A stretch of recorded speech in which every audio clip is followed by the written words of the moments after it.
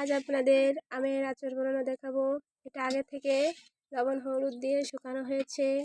এটার মশলা এই যে এখানে গরম মশলা, পাঁচফোড়ন, জিরা, ধনে দেওয়া হয়েছে।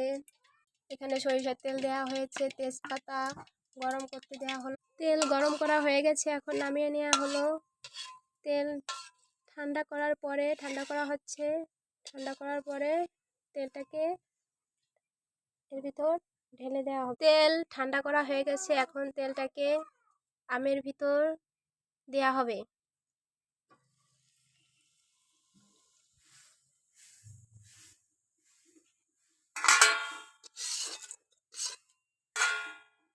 এখন এর ভিতর ওই মশলাটা দিয়ে দেওয়া হচ্ছে।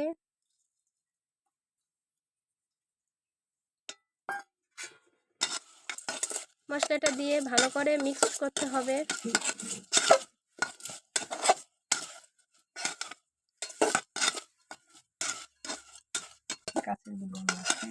এটাকে কাচের বয়মে সংরক্ষণ করে রাখবেন, অনেক দিন বছর বছর খাইতে পারবেন। এটা হলো তেলের আচার, আমের আচার।